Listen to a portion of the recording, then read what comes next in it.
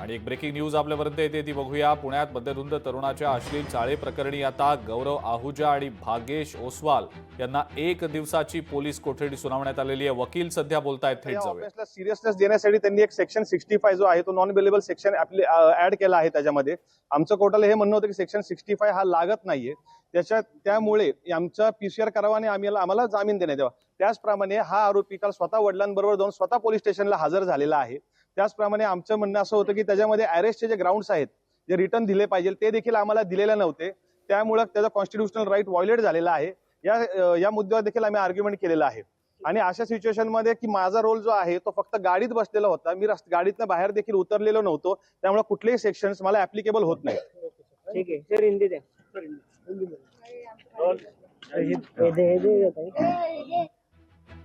तर गौरव आहुजा आणि भागेश ओसवाल या दोघांना 1 दिवसाची पोलीस कोठडी आता देण्यात आलेली आहे।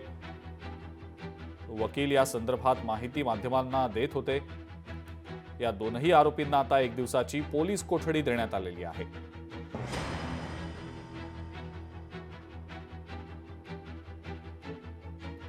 गौरव आहुजा आणि भागेश ओसवाल या दोघांनाही 1 दिवसाची पोलीस कोठडी देण्यात आलेली आहे। त्यांना शिवाजीनगर कोर्टामध्ये हजर करण्यात आलेलं होतं आणि पोलिसांनी खरं तर 7 दिवसांच्या कोठडीची मागणी केली होती, परंतु कोर्टानं 1 दिवसाची पोलीस कोठडी या दोन्ही आरोपींना दिलेली आहे।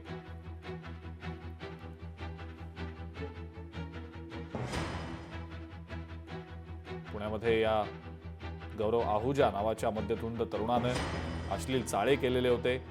व्हिडिओज देखील त्याचे समोर आलेले होते। त्यानंतर पुणेकरांनी संतप्त प्रतिक्रिया दिलेल्या होत्या। मात्र हा व्हिडिओ ज्या वेळेला समोर आला त्यानंतर गौरव आहुजा आणि भागेश ओसवाल यांच्यावर जबरदस्त टीका झाली। सोशल मीडियामध्ये सुद्धा हा व्हिडिओ अत्यंत वेगाने व्हायरल झाला। गौरव आहुजा त्यानंतर पसार झालेला होता, तो कोल्हापूरच्या दिशेने गेलेला होता। मात्र त्यानंतर कराड पोलिसांसमोर त्यानं आत्मसमर्पण देखील केलं होतं। कराड पोलिसांनी त्यानंतर गौरव आहुजा याला येरवडा पोलिसांच्या स्वाधीन केलं होतं। येरवडा पोलीस ठाण्यामध्ये गौरव आहुजाला आणण्यात आलं, त्यानंतर त्याला शिवाजीनगर कोर्टात हजर केलं गेलं आणि आता 1 दिवसाची पोलीस कोठडी गौरव आहुजा, भागेश ओसवाल या दोघांनाही कोर्टानं सुनावलेली आहे। खरं तर पोलिसांनी 7 दिवसांच्या कोठडीची मागणी केलेली होती, परंतु कोर्टानं या दोनही आरोपींना 1 दिवसाची पोलीस कोठडी दिलेली आहे।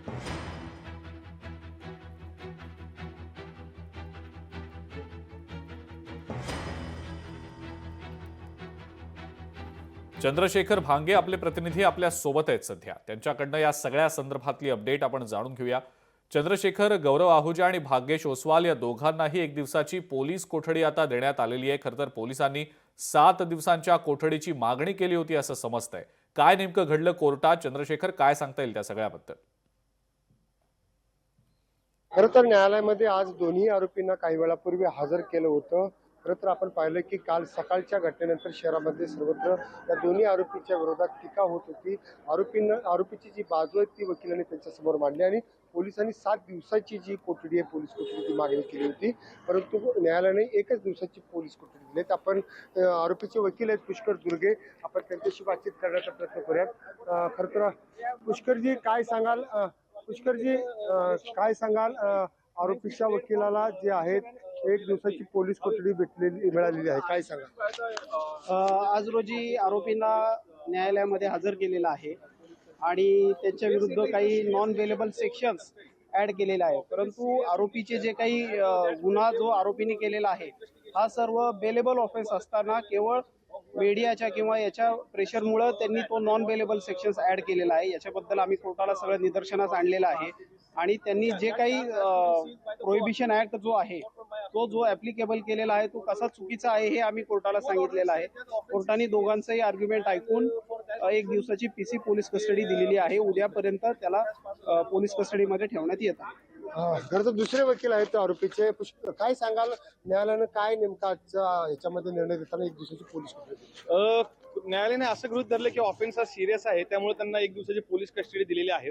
आमचं म्हणणं असं होतं त्याच्यामध्ये की सुरुवातीला जे सेक्शन्स लावलेले आहेत ते सगळे बेलेबल सेक्शन्स आहेत. ते कुठलेही सेक्शन्स मला आरोपी नंबर 1 ला भाग्येश ओसवालला ऍप्लिकेबल होत नाही. त्याच्यानंतर त्यांनी एक ऍप्लिकेशन केलं की सेक्शन 65 लावला, त्यात नॉन बेलेबल आहे. ते देखील आम्ही कोर्टात आर्ग्युमेंट केलं की ते देखील कुठल्याही प्रकारे ऍप्लिकेबल होत नाही. त्याचप्रमाणे आरोपी स्वतः काल त्याच्या वडिलांबरोबर जाऊन सुमोटो पोलीस स्टेशनला हजर झालेला आहे आणि कालपासून तो पोलीस कस्टडीमध्ये आहे. तसेच तो गाडीमध्ये आतमध्ये बसला होता अशी त्यांची स्टोरी आहे. तर गाडीत बसला असल्यामुळे मी गाडीच्या बाहेर उतरलो नाही, कसले कृत्य मी केलेलं नाही, आरोपीने केलेलं नाहीये, त्यामुळे कुठलेही सेक्शन त्याला ऍप्लिकेबल होणार नाही असा आमचा युक्तिवाद होता. अजिंक्य, आपण पाहिलं की या ठिकाणी दोन्ही आरोपींना 1 दिवसाची पोलीस कोठडी न्यायालयाने दिलेली आहे. गौरव जो आहे हा. त्याचा जे यामधला सगळा रोल होता तो कुठेतरी संशयास्पद आहे असं सुद्धा वकिलांनी त्याची बाजू मांडली. ठीक आहे चंद्रशेखर, धन्यवाद. सविस्तर माहिती आपण दिलीत त्याबद्दल आणि आरोपींच्या वकिलांनी सुद्धा काय नेमकं म्हटलं या सगळ्या संदर्भात ते देखील आपण पाहिलं. लोकशाही मराठी ऐका, पहा, जागरूक रहा.